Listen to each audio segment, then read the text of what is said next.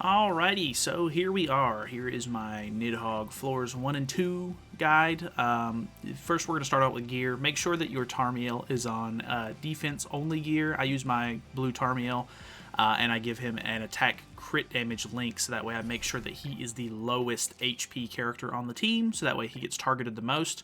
If you're new to the channel or anything, feel free to subscribe, because we're almost at 15k, which is super, super cool. And honestly, this video took me a lot longer to make than a lot of my regular videos do, so I would appreciate it for the effort. But hey, you know, do whatever you want to do. I want to go ahead and say, first and foremost, I am not an expert on this. Big shout out to my Discord mod, Konata, for helping me do this every week. He helps me sort of catch mistakes that I keep doing with this fight, because it's very, very hard. There's a lot of mistakes that you can make. This is the team that I use personally, and I would highly recommend, if you have a higher duped Mael, mainly either 5-6 or 6-6, because it makes his debuffs gray debuffs, you can use him to make this fight quite a bit easier. But because I'm only at 4-6, unfortunately, I cannot use his ultimate to its fullest extent. The big thing there being that if you put the gray debuffs on the enemy, it stops a lot of the damage that he does to you, so it just makes things a lot easier. You can survive a lot more consistently. But overall, Freya here is my big carry. I do have her Holy Relic, so that you kind of do need it with this team, unfortunately. At the moment, there's no real Nidhogg character made for this fight just yet. I mean, she's the only thing close enough to it, because her Holy Relic is Nidhogg only. If you don't know, it makes her a goddess race, and it also gives her Flood card, which is the single target, a stance cancel effect on it. So that's actually really nice. I tried to cut out as much of the sort of moving around cards and rethinking and retrying and resetting cards and stuff like that as much as I could in this video, so hopefully it's a little bit more consistent, a little bit, you know, faster, I guess. I didn't speed anything up or anything, so that way it's all real time, but it is quite a hard fight. This fight is still ridiculous. It requires a lot of RNG. This session for me to beat Florin 1 and 2 this week took me about an hour and 15 minutes, and that's mainly because I had to reset so many times. I'm only showing you the ones that I actually won, but just know that I had to reset on floor 1 this week, a little bit more than I normally do for some reason. Just RNG kept screwing me. But I think I had to reset around 3 or 4 times for some reason. That's way more than I normally have to. But on floor 2, I also had to reset probably 3 or 4 times as well, which actually is not as bad. Normally, floor 2 is the one that kind of holds me up the most. But in floor 1, you don't have to worry about too much, kind of working your way through the actual fight itself. Hopefully, you know, specifically with this phase 2, you have to worry about the boss extorting your Tarmiel and then double single targeting him. If he does that, you just take way too much damage, and you can actually lose your Tarmiel there, which is really, really annoying.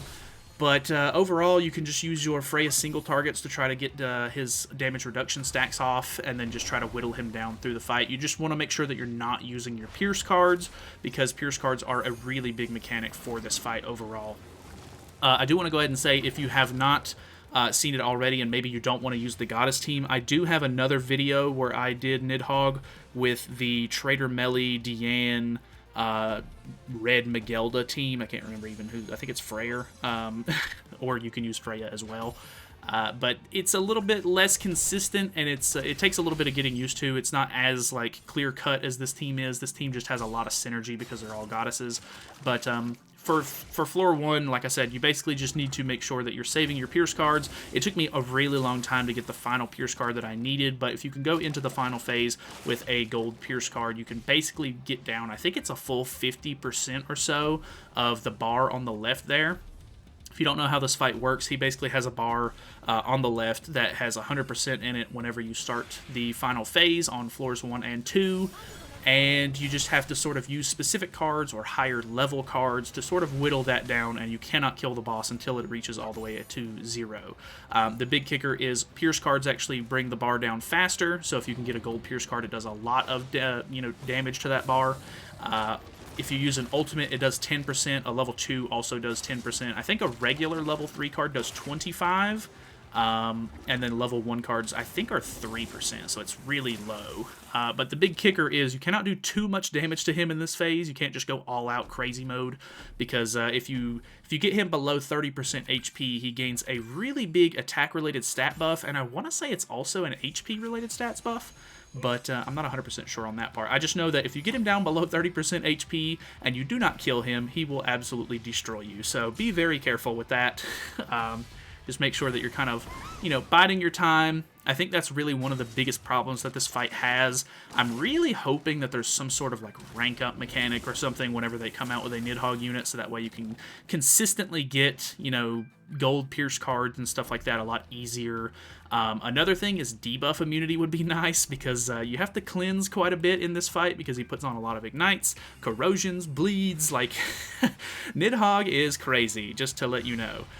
The big thing here is that you can work around your, Freya is going to do a ton of damage. She's basically going to hit damage caps no matter what you do with her, on this team specifically, because she just gains so many stats. But you can kind of work around that with his, damage cap, so you can make sure that you're not doing too much damage whenever, you don't want to kill him. But you could see earlier the Gold Pierce card did a really good amount to his bar. I think I had to stall one more turn here, so that way I could make sure that I did not bring him below a certain amount of HP for the buffs, and I could sort of get, I want to say I got, Elizabeth's ultimate here, because you want to try to get as much HP as possible, preferably full on HP before going into the next phase. So, because each ultimate does 10% of his little bar over there, I wanted to make sure that I could use, whatever I needed to in order to get the bar completely down, because even if the attack that you used to get him all the way down would have killed, he doesn't lose the immunity stack until he reaches 0%. So you would have, in a case where he has 30% on his bar, you'll have to use 3 ultimates or 3 level 2 cards, and then another card after that to guarantee the kill. So you can see I had to go ahead and stall for one more turn, get him to a point where I could actually kill him all in one go, and yeah, it's not very fun. It is really, really annoying. The card RNG on this thing is absolutely ridiculous. There are much better teams that you can use if you're like Big Whale. There are, I think some people use the Red New Year's Elizabeth, but I think Konata looked into it a little bit today while we were doing this, and he was saying that people were kind of recommending that you have either 5/6 or 6/6 ultimate before using her on this, which is very unfortunate, because she is a an exclusive New Year's kind of unit, so it's not really the best option for a lot of players, but you kind of just have to do what you can. So at this point, I'm at a pretty decent spot. I can't remember if I have to stall one more turn just to be sure that everything is going to work out. I want to say that I do stall another turn here, either that or I rely on the lifesteal to heal me up here, because I think it's 20% bar. Yeah, so I used the level 3 card. That's actually going to take down 25% of the HP, so I used the heal, get everybody up to full. I used the level 3 card. That's going to take 25% of the bar down, which puts him down to 0 at that point, so that way I can kill, and then I use a Tarmiel ultimate to finish him off. So floor 1 is down. Absolutely ridiculous. Not a fan of this fight whatsoever, but floor 2 is even worse, so let's get into this thing. Alrighty, so getting into floor 2, honestly, I would have loved to have had a video on Nidhogg out a little bit more, or like a lot earlier, but because this fight is so inconsistent and I'm just terrible at it, I have to, take a little bit of time to try to make sure that I'm doing everything correctly until I get really good at it, or the Nidhogg unit comes out and it makes it easy enough to where I can still make mistakes and win. I don't really feel comfortable making like a full-on guide for this thing just yet, but hey, I know a lot of people are going to be wanting to get the LV, or Lostvayne Meliodas relic and the new Diane relic that are coming out with the anniversary, so I figured I would go ahead and put this out just to let you guys know, like, hey, this is what I'm using, and even if it's not the best option, I am consistently beating floors 1 and 2 each week.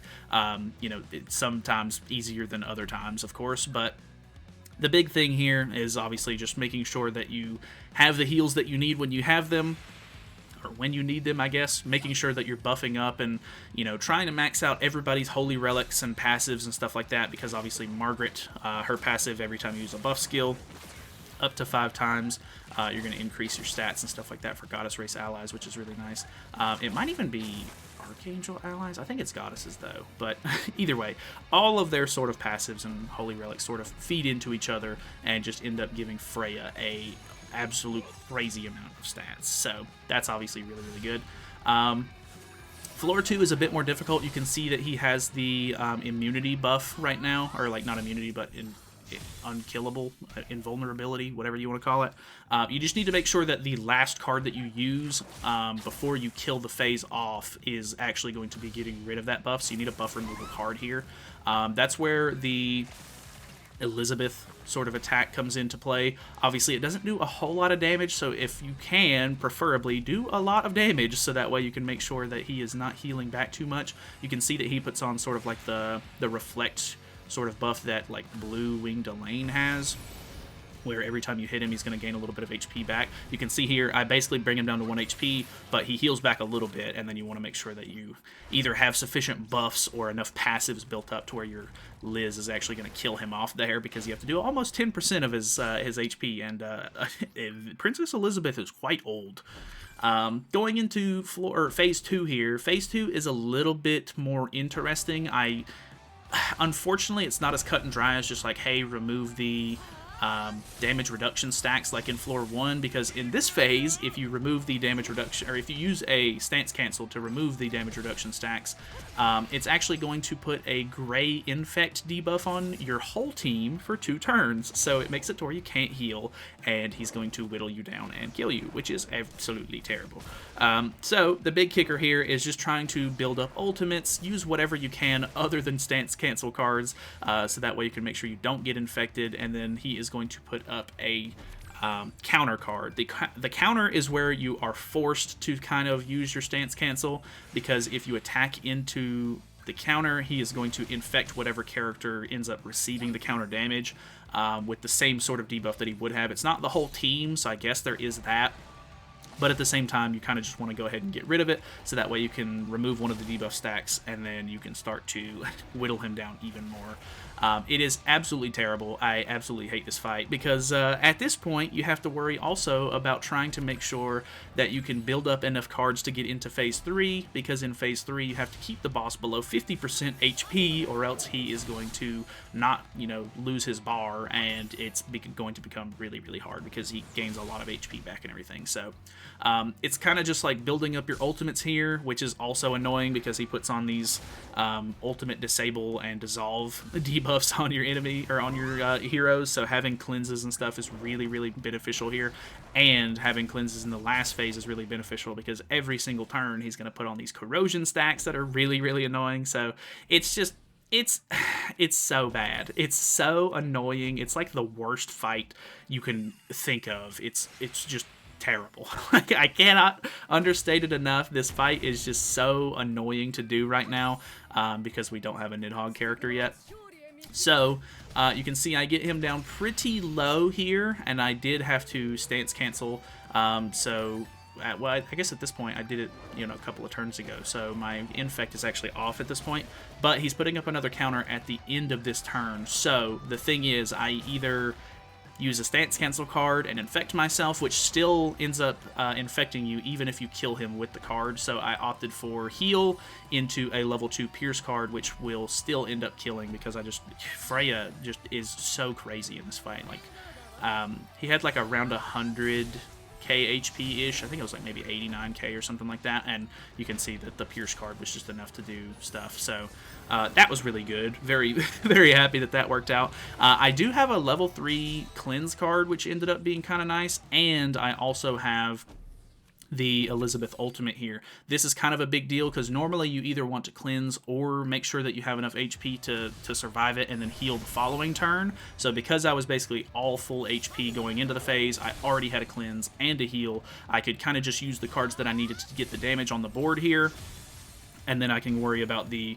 debuffs and the healing in the following turn. So I also get a really good merge and get a level 2 Liz card, which cleanses and heals you, of course. The cleanse is only on level 2 and 3, so it's really nice to have those if you can get them. But overall, it just ended up being just perfect RNG. Like I said, I did lose to this fight like 3 or 4 times before this run specifically, so it's not like this was just like, oh my god, like I got the god run. But The RNG actually played in really, really nice here. The gimmick for this fight with the bar is not necessarily having to use cards to whittle the bar down, but every time the character, or every time his phase ends, I'm pretty sure, and his health is below 50%. No, it's when my turn ends, I guess. When it goes to his turn and he is below 50% HP, he loses 33% of his bar or whatever it is. I can't remember. It takes 3 turns completely. It might be 35% of his bar. I can't even see it. It's so small right now while I'm recording this, so apologies there. But yeah, he's going to lose a percentage of his bar. You have to survive 3 turns before you can go for the kill here, so you just need to make sure that you're getting consistent damage off while also being able to cleanse off the debuffs and make sure that you're not dying by healing. And it's just, oh my god, it is just so hard. It's so annoying. Like, you can have the best run going up and beating phase 1 and 2 of floor 2, and then you get to the last phase and the first turn goes well, and then RNG just completely screws you. You can't draw what you need, and it just completely falls apart. Having a higher dupe on your Freya is obviously very beneficial because the Abyss damage can kind of help, but overall I only have a 2/6 Freya, so I'm just kind of happy that I can even beat the fight in general. So yeah, his ultimate puts on these explosion stacks, which are really annoying. But you can see that I am at 0% here, so I just go for the cleanse for whatever reason. I didn't really need to do that. Typically, he does put on a damage reduction stack that's blue each turn, so you can use a Liz card to sort of get rid of those or reset him back to normal. And then you can just use your Freya cards to sort of do as much damage as possible, which luckily, because he was at 0%, I was able to beat the fight. So yeah, I cannot stress enough how annoying this fight is. I'm really glad that I'm able to beat at least floor 2 each week, because, you know, that just makes it to where I can actually start to make some of these relics. But yeah, hopefully this helped you guys. I know it's not like a full-on, like, hey, here's what you need to do kind of guide, but this is what I'm doing. I'm not even attempting floor 3 at the moment because it's so annoying. I'm just waiting for the new unit to come out. That'll hopefully make this easier, but that is it. So thank you so much for watching. Feel free to subscribe. I will see you guys in the next one.